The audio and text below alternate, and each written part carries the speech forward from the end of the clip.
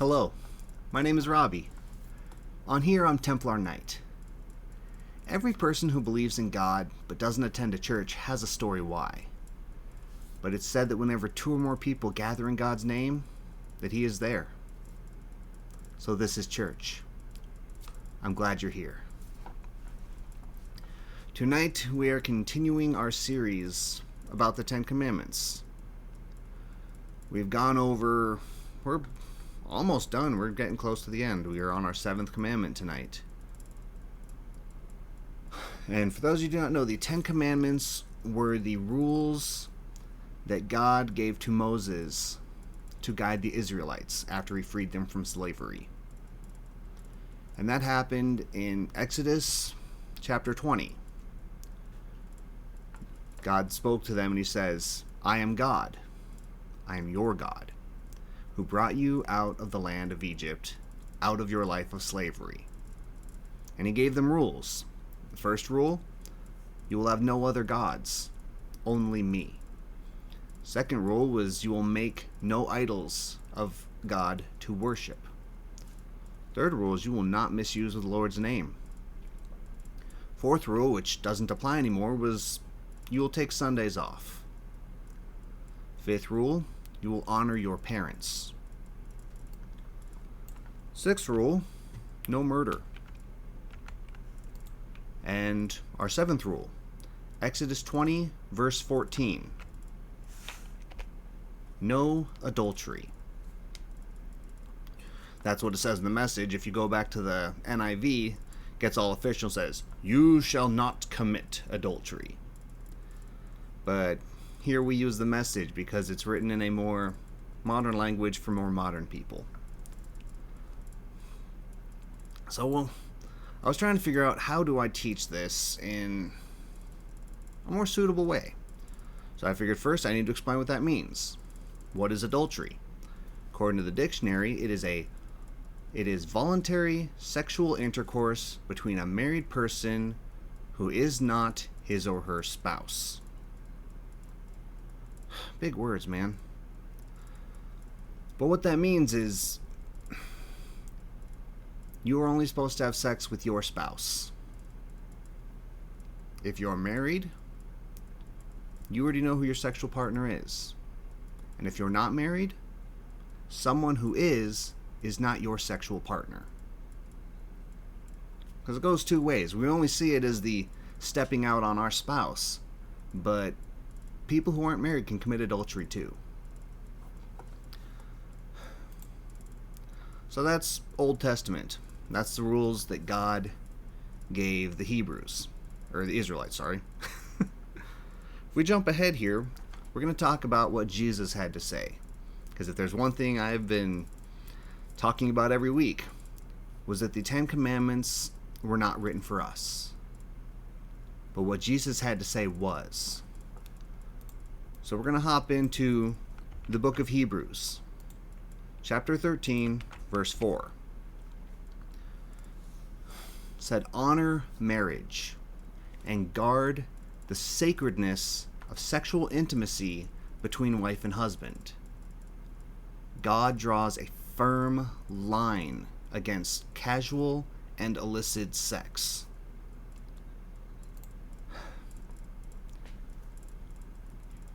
You know, that's something that it's hard to talk about today. When we talk about sex, it's not what it's supposed to be. Because society has changed.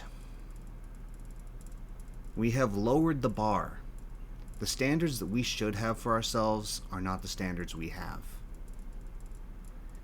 And it took me a while to realize that.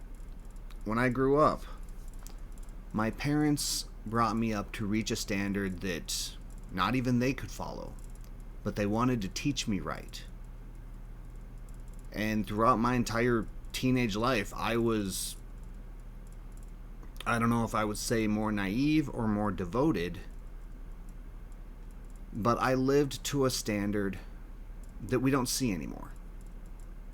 Sex is a casual thing. We don't use sex the way it was intended. Sex was meant to seal the bond between a man and woman once they are married, so that that physical intimacy would draw that connection, that promise, that vow together and forge them into one person. And now society just treats it like, hey, sex is fun. Want to go do it? Who are you? Yeah, sure, why not? It is fun. Nobody cares anymore. I remember how awestruck I was the first time I realized that not everyone waits till they're married to have sex. I thought that was the norm. Turns out I was very abnormal. And I didn't know. I was naive. I grew up in my own little mental bubble. When I found faith, I was so drawn into what I was doing, how I was living, that I was confused that others weren't that strong. I said that wrong. That's arrogant of me.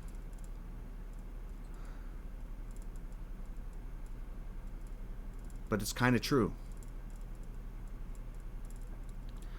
I grew up with 3 very solid rules that my parents explained to me when I was becoming a teenager. You don't smoke. You don't drink until you're old enough, and you will wait until you're married to have sex. So I've never smoked. I was 35 when I had my first alcoholic beverage, and my first experience with sex was on my wedding night. Not many people can say that, and honestly, I'm proud of it. I'm proud that I can say it, and it's hard to explain what it means to people who don't understand. Because for so many people, sex is just a fun interaction. And they're missing out the purpose. They've ruined it. They have spoiled their experience. One of my mentors when I was in high school, he felt the need to talk to me about sex. Just in case. Because even though I went to church, not all church guys are as devoted as I was. And he felt the need to talk to me. And he told me something that really stuck in my head. He said that when I'm with my girlfriend and we're alone, I need to respect her future husband because it might not be me. And I need to respect my future wife because it might not be her. And he was right. The girl I was with when he said that, we broke up. And the next girl, we broke up. And the one after that, we broke up. So many times I could have had relations, but I didn't. Because I had to share that for my wife. Because that's what I knew was right. It's what I was taught. And now we're married. And it's still the same. I still firmly believe that there should not be sex outside of marriage. Because I know how special sex can be. How special it's supposed to be. In a way that most people don't. And I apologize if I'm hitting a little close to home. I don't mean to offend anyone with this, but a lot of people didn't know. They weren't taught how important sex is. And now it's just a casual thing.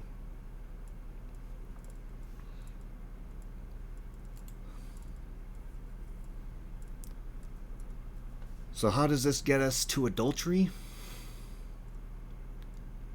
So many people go into marriage with that same casual feeling towards sex. It is not honored the way it should be because they didn't honor it beforehand. Why would they honor it now? But in your marriage, you made a promise. not just to your spouse, but to God. That you would love and honor your spouse, that you would take care of them emotionally, physically, sexually. You need to fulfill their needs. And you can't do that if you leave your marriage bed for someone else.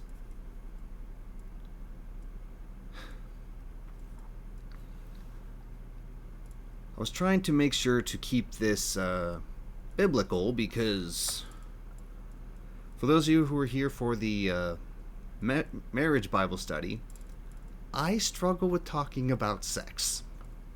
I'm actually really surprised I'm doing so well tonight. And so I was going through and I was reading some Bible verses, and there was something that caught my attention. Because the first one that I went to, it was Matthew chapter 5, verse 27 and 28 in the NIV. And what it says is, you have heard that it was, you shall not commit adultery. But I tell you that anyone who looks at a woman lustfully has already committed adultery with her in his heart. Jesus literally said, you already heard this. You know this rule. You shall not commit adultery. But Jesus takes it one step farther. He says it's not just the physical act of getting into bed with this other person. Just simply looking at them and having those thoughts. It's committing adultery in your heart.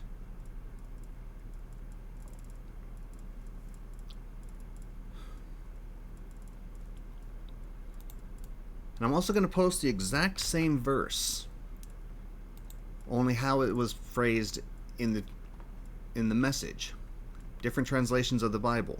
The Message is meant to be more modern, more easy to understand.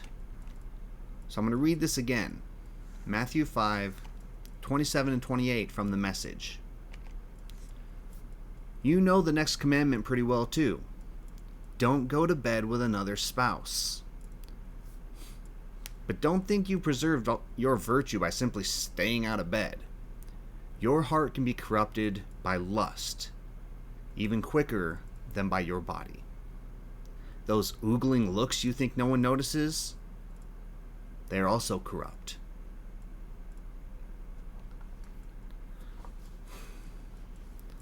Now, I love the way he phrased that. Now, you know this next commandment well. Don't go to bed with another spouse. In the NIV, it just says, if you look at a woman lustfully, as in, the NIV realizes that back then, most of the time, they were speaking to men. So a lot of stuff in the Bible is phrased towards men. In the Message, they phrase it towards women too. They say, hey, everyone wants to listen. Everyone deserves to listen. Everyone deserves to have the Bible directed at them. So they changed it a little bit. Some people are purists and get real upset anytime something is remotely changed. I encourage it. I like the Message because it is a more modernized Bible for more modernized people. People who use real words in the language we can understand.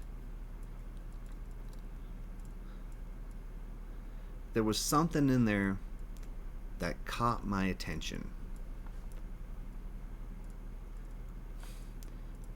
Don't think you preserved your virtue simply by staying out of bed. Your heart can be corrupted by lust even quicker than your body. Now that hit home for me because in this day and age with technology and how we have so much easy communication, it is very easy for someone to have an emotional affair with someone. It doesn't even have to be physical. There doesn't have to be pictures. Just talking.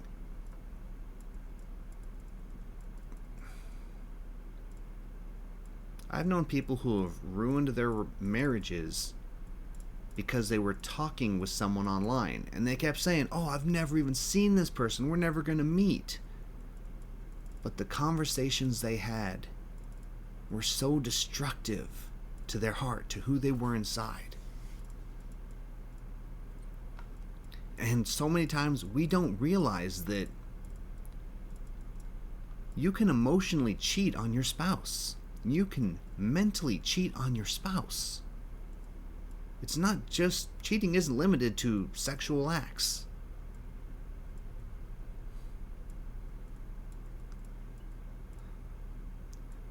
And this one hit hard for me because before I met my wife, there was a girl whom we were very close. We were good friends. And then we dated for a while. And then we drifted apart, but we stayed in contact. We both went our separate ways. I met the woman I would marry. She met the man she would marry. And then through the internet, we got back in touch. And we just started talking on Facebook a little bit. Just, hey, how's life going? How are things? How have you been? And something happened that caught me off guard. She wanted to belittle her husband to me. She wanted to speak negatively about the things he does, the way he is, some of the things she wishes she could change about him. And right away, my instincts kicked in. I like to fix things. I like to take care of people. If you need help, I'm the person you call. And here she was reaching out for me, so my first thought was, I want to help. And literally moments later, I realized I cannot. And in a somewhat hurtful move, I had to tell her that I'm not the right person to complain about your husband to. Because she and I used to care about each other. And what if, in the time of talking, I have these old emotions stirred up? What if I start caring again? I'm sure it'd start out small and innocent, as it always does.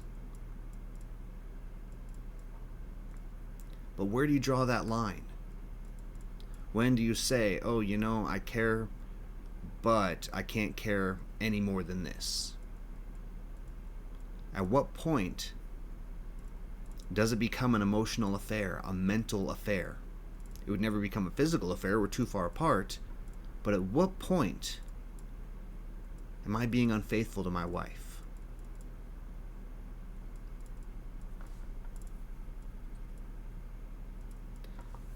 I drew that line that the first moment that I'm being unfaithful to my wife is that very moment when something is said that I don't want my wife to see.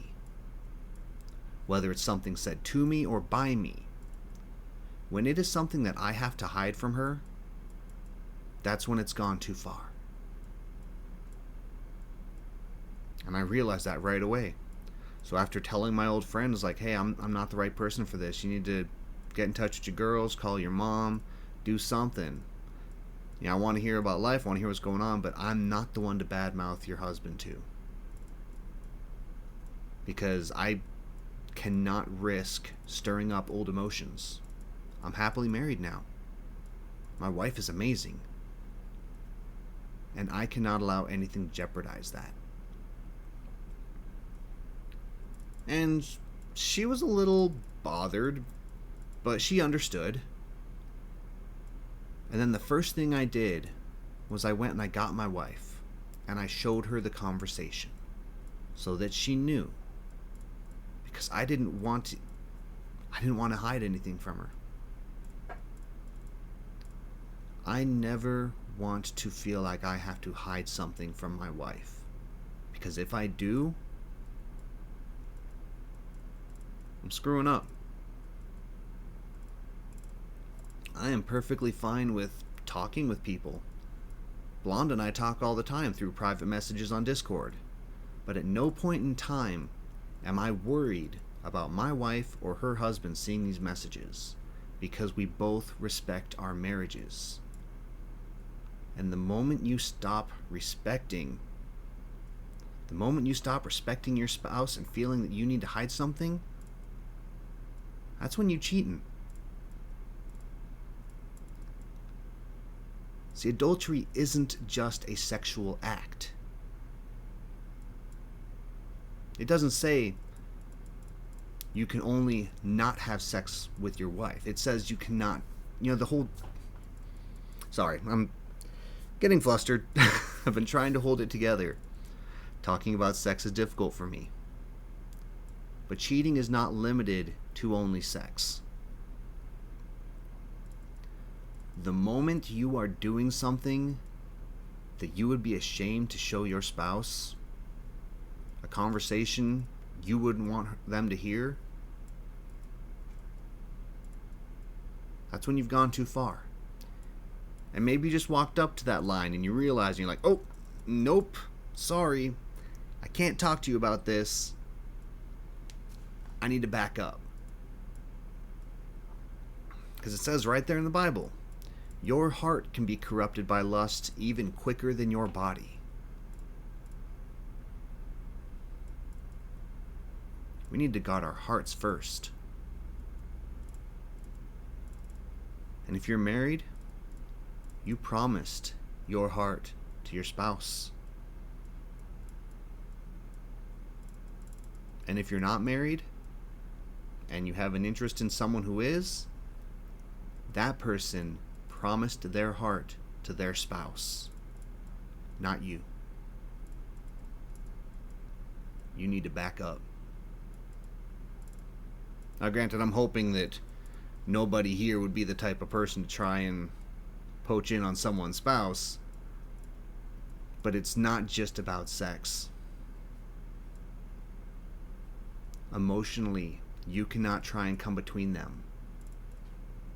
If you're married, emotionally, you can't let someone else come between you and your spouse.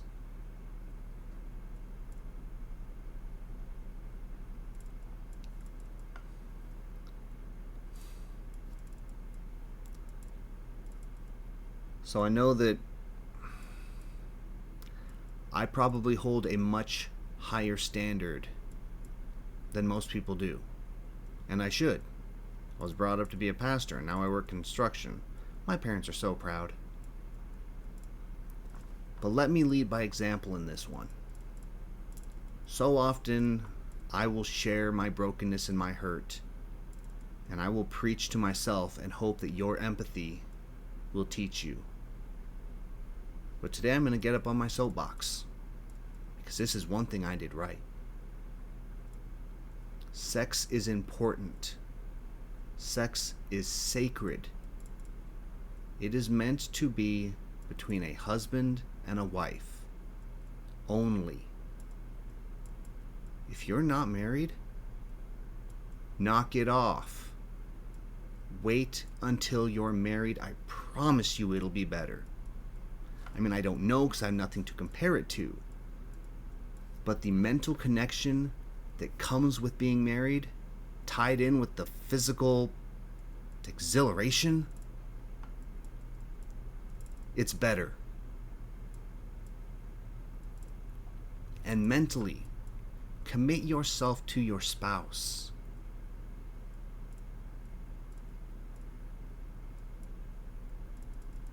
Don't walk out on them on the internet. Don't go flirting with other people. There was an old saying that if your eye causes you to sin, pluck it out. That's not meant to be a literal thing. It's saying that if you are seeing things that make you want to sin, stop looking at it. If you are around places that make you want to sin, stop going there. If you're talking with someone online that is stirring up emotions that are not meant for them, not meant for anyone beside your spouse, Stop talking to that person. Did Pastor just tell us to cut people off? Yes. If there is someone who potentially could break apart your marriage, get away from them. Maybe let them know. Give them a chance first. Say, hey, look, I'm a happily married person, and you're trying to mess that up. You do it again, and I'm out. Value your relationship in your marriage. Value your spouse. Value the promise that you made. Because I can tell you this, my wife is an amazing woman. But I could fail her. But I made a promise to God.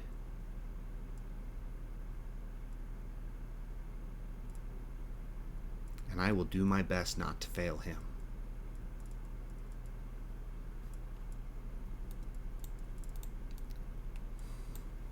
So why do we have these rules? Why do we have...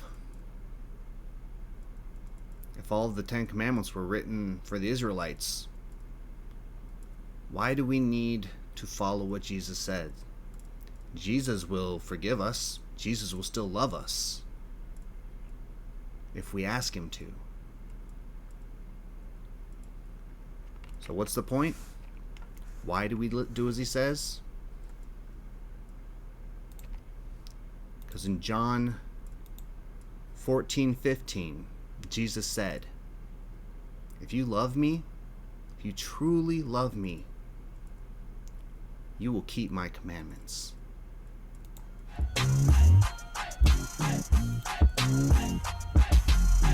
Obey, yes, we doing what the word say. Obey, yes, we doing what